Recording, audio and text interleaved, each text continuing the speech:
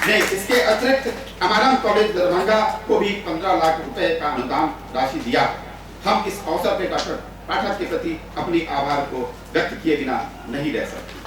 परिषद के माननीय सदस्य का मेरी सोच है कि विश्वविद्यालय की प्रत्येक गतिविधि प्रोग्राम 1 वर्षीय post graduate certificate course in women studies, 2 वर्षीय मास्टर ऑफ सोशल वर्क, 2 वर्षीय मास्टर ऑफ वुमेन स्टडीज, 1 वर्षीय सर्टिफिकेट कोर्स इन जेरोंटोलॉजी, 1 वर्षीय certificate course in media studies, MDS पुस्तकालय एवं सूचना विज्ञान में डिप्लोमा तथा सर्टिफिकेट कोर्स, नेचुरोपैथी में 1 वर्षीय सर्टिफिकेट कोर्स, मिथिला पेंटिंग एवं मिथिला लोक संगीत में 1 वर्षीय सर्टिफिकेट कोर्स, पीजी डिप्लोमा एवं degree in human right education, 2 वर्षीय पत्रकारिता एवं जनसंचार में स्नातकोत्तर पाठ्यक्रम से संबंध सिलेबस एवं ड्राफ्ट रेगुलेशन संबंधन एवं नए शिक्षण कार्यक्रम समिति एवं विद्युत परिषद कई अन्य प्रस्ताव भी बैठक में उपस्थापित है।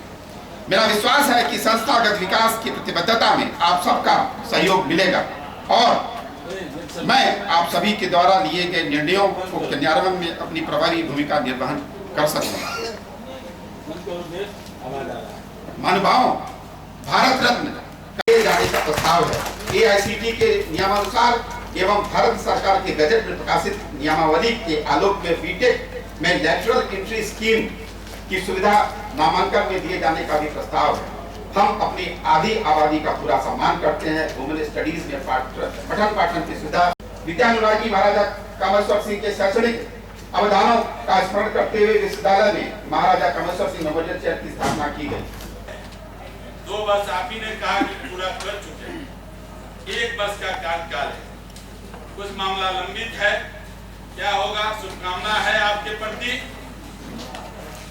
कि आप चाहते थे यह पुनः 3 साल रहे। ये भी किसी पिछड़े जाति से ही आते हैं। कॉलेज, विश्वविद्यालय, यहाँ का शिक्षक, यहाँ का कर्मचारी, यहाँ का भाईचारा एक अमिट छाप है। मिथिलांचल इसके लिए जाना जाता है। आपके उत्तर प्रदेश में क्या होता है मैं नहीं जानता हूँ, क्या मान सम्मान होता है मैं नहीं समझता हूँ, लेकिन मिथिलांचल के इस धरती पर ऐसे नहीं किसी पर तो सबका टोका टोकी होगा। ऐसे क्या कीजिएगा? ये खुद सदस्य है विधान परिषद के, ऐसे नहीं बोलिए, ऐसे नहीं धमकाइए सदस्यों को। ठीक नहीं, धमकाने वाला काम सब बंद कीजिए। क्या होगा? मतलब जब मेरा आपके इस समय में हम आपके अभिभाषण के पक्ष में हैं और मैं इसका समर्थन करता हूं, लेकिन मैंने जो चंद बातें आपको कही है निश्चित रूप से उसका आप अनुसरण करने का काम करेंगे। इसी से माननीय कुलपति जी ने अपना अभिभाषण पढ़ा। हम लोगों ने देखा है कि विश्वविद्यालय में किया क्या नए विभाग, कौन से नए विभाग बनेंगे और सारे जॉब और ये विधायक जी, माननीय विधायक जी का भाषण में सुन रहा था, उन्हें पूरा मिथिलांचल के इतिहास, मिथिला के इतिहास की चर्चा की और यहाँ कमोबेश लगभग सारे लोग जो मिथिलांचल के नहीं भी हैं, राजमनी बाबू, उन्होंने यहाँ मिथिलांचल को देखा नजदीक से, और जो बाहर के लोग भी जो हमारे शिक्षक हैं 20 साल 25 साल से, उन्होंने देखा मिथिलांचल की नजदीक से। मिथिलांचल में समरस समाज की बात होती है। हमारे माननीय नीतीश कुमार जी का न्याय के साथ विकास और समरस समाज की स्थापना, ये 2 बातें रही है और आप उन्हीं 2 बातों को लेकर आगे बढ़े। पूरा समर्थन आपके साथ है, आपका समर्थन सहयोग है। और कोई व्यक्ति, मेरी सोच है अपनी, आपका जो भी कानून आता है, जो भी आदेश आप करते हैं, सारे शिक्षक कर्मचारी आपके आदेश का पालन करते हैं। और बिहार का सौभाग्य है कि माननीय नीतीश कुमार और माननीय लालू यादव और सोनिया जी के नेतृत्व में एक नया गठबंधन बना, महागठबंधन बना, जिसको अपूर्व समर्थन मिला। उसको ये भी पता है कि आपने कुलाधिपति और मुख्यमंत्री से बात की है। प्रोफेसर है, ये छात्र है, कर्मचारी है, वो यहाँ के इच्छा से बाहर नहीं जाए। नंबर यहाँ के जीवन हत्री किताबें चीज पर ध्यान रखेंगे। सबसे बड़ी बात जो हम महसूस करना, लेकिन ये होना चाहिए कोई वातावरण में नहीं। एक मुख्य कारण यह है लोग के अगर एक यूनिवर्सिटी के वातावरण खराब है, ओकर असर सब संस्था पर पड़े। तो हम आगे वाइस चांसलर साहब से आग्रह करूँ, कारण ये यूनिवर्सिटी हेड विभाग चले नीट की वजह अलग बात है। नीट यहाँ चलती मीटिंग में लोग देखते कि ये 2-4 मिनट ऐसे आगे शिक्षा संस्थान नहीं चलते, व्यक्तिगत झंझट हम लोग वे लोग भाई साहब को जाती उनको लोग समय में रहे किसी राल बाबू से उनको समय उनका जब भेंट दिया सब अलग अलग देखा विचार भ सके छे, काज के क्षमता अलग अलग भ सके, लेकिन सबकी इच्छा यह रहे छे जे खुशी को होवे छी तो खुशी आगे बढ़े। कोई लक्ष्य तो पाइता है काम से जे ठनो आईए जाके छै, लेकिन आज कोई इस हमर सब हम कटे चल गए अहाँ के संयोग से बुझू मैथिली अष्टक सूची में आबि गेल जे मिथिलांचल के अपन भाषा छै, कोनो जाति के भाषा नहीं छै, समाजक भाषा छै। वो अहाँ के सूची में ला के बाद ओकर लाभ अहाँ के हम सब नहीं ले सकते। मेरे को आने नहीं दिया जा रहा था, इसलिए दूसरे का लेकर हम बता रहे हैं कि ये बजट दे रहा है रजिस्ट्रार साहब, और इस बजट पर फाइनेंशियल एडवाइजर साहब भी आपके सामने कुर्सी पर बैठे हुए, और ये प्रावधान है कि बजट जब पास किया जाए उसके होल एंड सोल अधिकारी फाइनेंशियल एडवाइजर होते हैं, न कि उत्तम लाल ठाकुर जी वित्त पदाधिकारी। इसलिए ये बजट पास गलत बजट दे रहे हैं आप, ये ऊपर का पन्ना हटाकर और तब बजट पास किया जाए। इसलिए और उसमें सुधार, बजट में बहुत से सुधार की जरूरत है। मेरी दूरभाष पर आपसे बातचीत हुई थी और आपने कहा कि बजट तो हम पहले दे दिए, कार्यवृत्ति एक समय में, इतना कम समय में आप कैसे कार्यवृत्ति सब सारा पढ़ लेंगे? मुझे नहीं लगता, शायद मोबाइल का युग है, ब्लूटूथ के माध्यम से सारा का सारा डाटा सारे सीनेटर सदस्यों के भीतर में चला गया क्या? उसको देख लिए क्या? मेरा प्रश्नवाचक चिन्ह है। दूसरी बात, समय सर 2 मिनट, इसलिए कि जायज कर रहे हैं हमारे कुलपति महोदय जी, हमारे दुश्मन नहीं है, इसलिए कि वार्ता कीजिए, बर्फ के पहाड़ पिघलते जाएंगे, वार्ता कीजिए, हल निकलते जाएंगे। छात्रों से वार्ता तो करते आप कम से कम, आप यहाँ पर जाना वहाँ पर जाने नहीं, और कहते हैं क्या कि हम छात्रों के लिए बहुत कुछ किया। माननीय सदस्य लोग भी वहाँ पर, मैंने रुका, उनसे कहा कि भाई आपका रिप्रेजेंटेशन क्या है?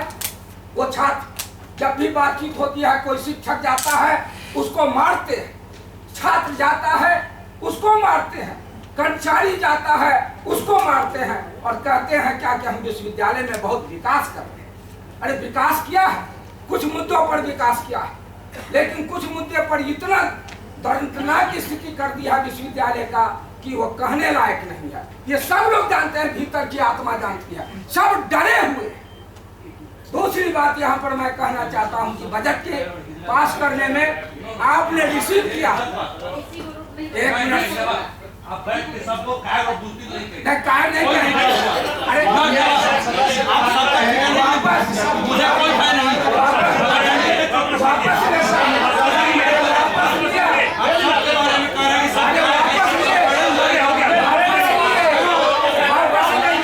आप महान सबकी बात कर रहे हैं।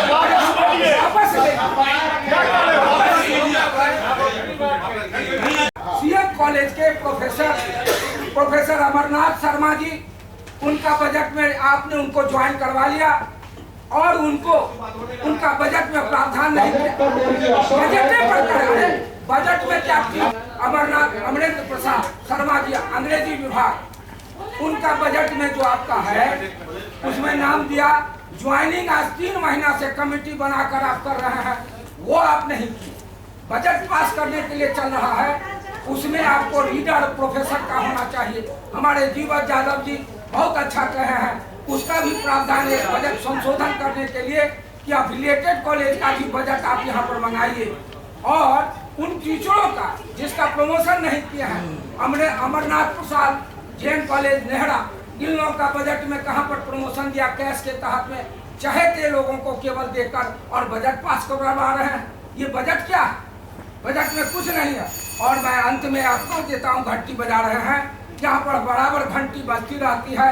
एक कहावत है कि क्लास में घंटा बजने पर जाता हूँ, घंटा भर पढ़ाता हूँ और घंटा भी उसको नहीं आता, समझे?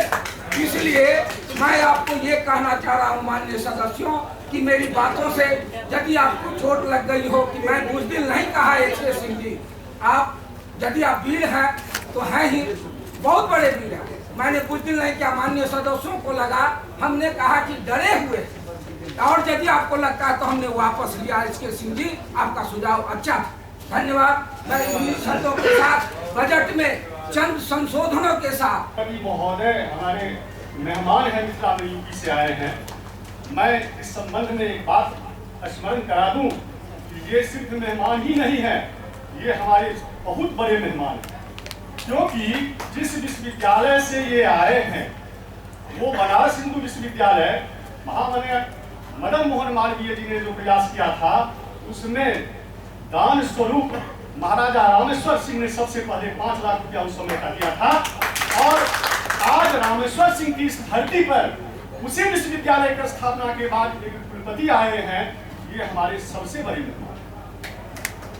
मैं सबसे पहले ये कहना चाहता हूँ कि अभिभाषण मैंने सुना, विकासात्मक कार्य हुए हैं, वो सदन को बताने की आवश्यकता नहीं है, सिर्फ देखने से लगती है।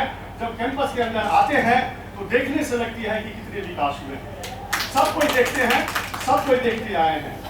सर, 2 वर्ष का कार्यकाल आपने पूरा किया है।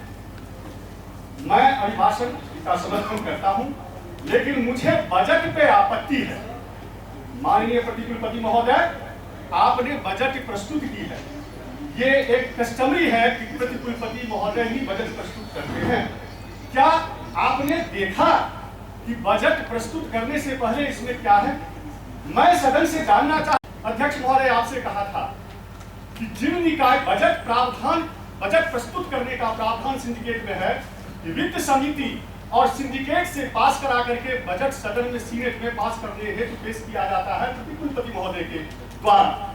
मैं यह जानना चाहता हूं कि जिस बजट को हमारे माननीय वित्त समिति के सदस्यों ने पास किया, जिस बजट को हमारे माननीय अभिषेक के सदस्यों ने पास किया, क्या वही बजट प्रतिकुलपति महोदय आपने पेश किया है?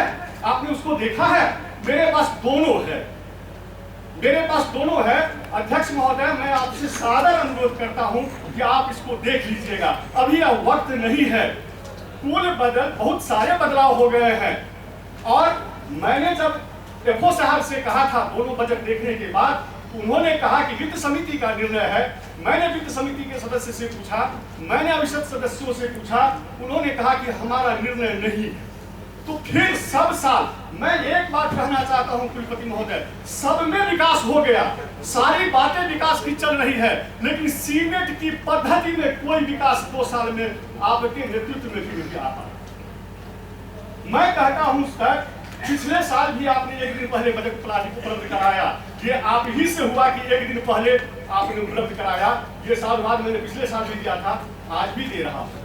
क्या ये 47 एजेंडा का मेमोरेंडम और ये बजट की प्रति, सर एक मिनट सुन लीजिए, बजट की प्रति ये हमको अभी दिया जा रहा है 1 दिन पहले, हम क्या पढ़ेंगे, क्या पास करेंगे? लगता है कि सीनेट एक औपचारिकता पूरी हो रही है। मैं अनुरोध करूंगा, मेरा विचार है कि ये सीनेट समाप्त होनी चाहिए, सिंडिकेट समाप्त होनी चाहिए, मात्र औपचारिकता रह गई है और इसमें कुछ भी नहीं रहा है। मैं आपके अभिभाषण का समर्थक हूँ, मैं आपके विकास कार्यों का समर्थक हूँ। मैं आप बजट मैं पास के लिए अपनी स्वीकृति नहीं दे रहा हूँ, इसे आप बाद में देख लेंगे। मुझे बजट पर आपत्ति है। इस सभा के परम आदरणीय अध्यक्ष प्रोफेसर साकेत कुशवाहा जी, हमारे प्रतिकुलपति माननीय प्रतिकुलपति शेख मुमताजुद्दीन सर, वित्तीय परामर्शी सर, सभा में उपस्थित बिलाल अहमद सर, विधान पार्षद सदस्य विजय बाबू, दिलीप चौधरी जी, रुदल राय जी एंड दिलीप राय जी, और उपस्थित पूर्व हमारे माननीय कुलपति दुए।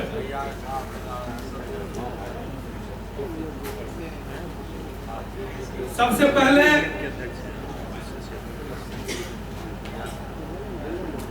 माननीय अध्यक्ष महोदय का अपनी ओर आकृष्ट करना चाहता और माननीय अध्यक्ष महोदय ने कमेटी का गठन कर दिया इसी हाउस के द्वारा किस बजट को देखकर, और उस समय में बनी थी और उस समय में भी कुछ समस्याएं हुई थी। आज भी हम माननीय अध्यक्ष महोदय को अपनी बात रखी थी। यह रिस्पॉन्सिबिलिटी मैं चाहता हूं सदन से और अध्यक्ष जी से भी कि आपके द्वारा किए गए निर्णय उसमें समाहित नहीं होता है। इसकी जवाबदेही किसकी है? कौन ऐसा उपद्रव खड़ा करना चाहता है इस विश्वविद्यालय को? और मैं एक कहानी के माध्यम से माननीय अध्यक्ष महोदय ये कहना चाहता हूं, किसी पिता के 2-4 बच्चे होते हैं और उनमें जो चालाक बच्चे होते हैं, वो कमजोर जो बच्चे होते हैं उसको मार भी आता है और पिताजी के यहाँ कंप्लेन भी करता है कि हमको तो मार। अध्यक्ष महोदय को कहना चाहता हूँ कि ऐसे बहुत सारे आदमी जो उपद्रव खड़ा करना चाहते हैं वो आपके नजदीक जाके उपद्रव जो करते हैं, जो नहीं करते हैं, वो बातें आपके नजदीक पहुंचती हैं। और एक सफल गार्जियन का काम है कि इस बातों का ध्यान में रखते हुए सारी बातों को देखकर और तब कोई ऐसी ठोस निर्णय हो, सारी बात आपके नजदीक चली आएगी। कहना चाहता हूं और सभी सदस्यों की यही बात होती है कि मेरी बात सभा अध्यक्ष और माननीय कुलपति महोदय तक पहुंचे। महामहिम और पूरे टूर उनका जो टीम था उसके सामने ये कहा कि मेरा नाम आप 41 करोड़ रुपए यूटिलाइजेशन बाकी से हटा दीजिए। उसे पूछा गया क्यों? हमने कहा या तो आप अपना पत्र हटाइए या ये 41 करोड़ की यूसी नहीं दी गई ये हटाइए। और मेरी बात का राजभवन ने समर्थन किया और हायर एजुकेशन से निवेदन किया गया कि आप इससे जल्दी इस पर जल्दी निर्णय लें। और निर्णय मुझे मालूम है क्या होने वाला है। निर्णय ये होने वाला है कि दिया जाए अपना राइडर हटाइए, इसलिए इस पर चर्चा। अभी बात हुई आउटसोर्सिंग। देखिए आउटसोर्सिंग का मतलब ये है कि कोई एक ह्यूमन कैपिटल या ह्यूमन रिसोर्स सप्लायर कंपनी है जो विभिन्न तरीके से लोगों को रिक्रूट करती है नियम के तहत और हमारे पास व्यक्तियों को भेजती है। हमारे और उनके बीच में एक कॉन्ट्रैक्ट होता है। प्रेजेंट जो कॉन्ट्रैक्ट है उसमें लिखा नहीं है कि सैलरी समय समय पे बढ़ाई जाएगी। हम उसको सैलरी नहीं बोलते हैं, उसको हम मानदेय बोलते हैं और ये पैसा कंपनी को दिया जाता है। जब ये कॉन्ट्रैक्ट नहीं है तो फाइनेंशियल रूल के हिसाब से इसमें मुश्किल है। आपको क्या लगता है कि जितने मानव संवेदनाएं आप सब में है मुझ में वो नहीं है? मुझे लगता है कि कुलपति की कुर्सी पे बैठ के ये संवेदनाएं और बढ़ जाती हैं। हमारी विडंबना ये होती है कि हम कागज के पे लिखे हुए इबारतों से ज्यादा चलते हैं ना कि मानसिक। और इन इबारतों को सही करने की जिम्मेदारी मुझे लगता है कि राजनीतिक पटल से आने वाले आप सभी माननीय लोगों की। तो ये सारी बातें अगर आपने चर्चा में सुनी होगी, मैंने हर स्तर पे कोशिश की है कि एक वेलफेयर स्टेट में समाज का भला हो और गरीबी ना हो, इसके उत्थान के लिए यानी कि सामाजिक विकास के लिए हम क्या कर सके, इसके लिए मैं हमेशा प्रयास करता हूँ।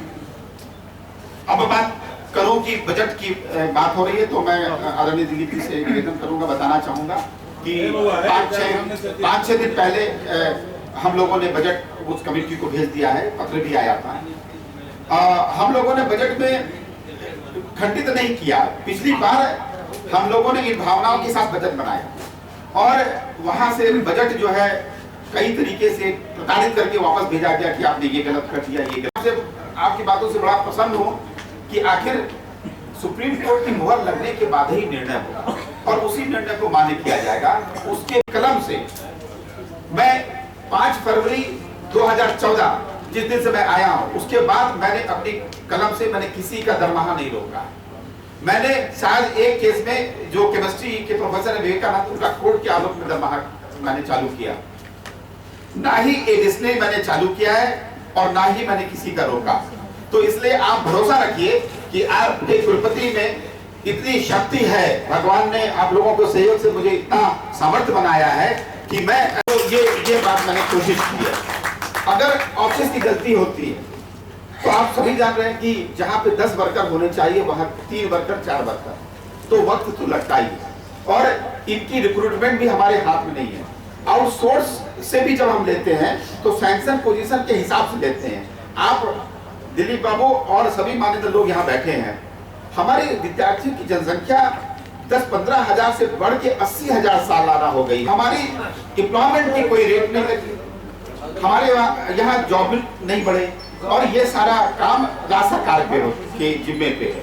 हमारे जिम्मे पे जो कार्य है, अगर आप सहयोग करेंगे तो मैं तुरंत कर पाऊंगा, लेकिन राज्य स्तर पे भी जो सहयोग अपेक्षित है, मैंने कहा है राज्य सरकार, हायर एजुकेशन, राजभवन या जुडिशरी, सभी लोग मिलके पटना में, दरभंगा में, दिल्ली में, जहां चाहे रिक्रूटमेंट करें और आदमियों की पोस्टिंग करें। हम लोग बगैर ह्यूमन रिसोर्स के काम करते करते थक चुके हैं। आप नहीं रखेंगे और आप नहीं रखेंगे तो कौन रखेगा? जल्दी से पोस्टिंग कराइए। और अगर हम कंटेक्चुअल टीचर की बात करें या और भी जो हमारे सेल्फ फाइनेंस मोड पे चीजें चल रही हैं, उनमें नियमतः मैं कोशिश कर रहा हूं और मैं आपको भरोसा दिलाता हूं कि हमें कमेटियां सब जगह की बनवाती है। अगर नोटिफिकेशन नहीं हुआ है वो नोटिफिकेशन हो जाएगा।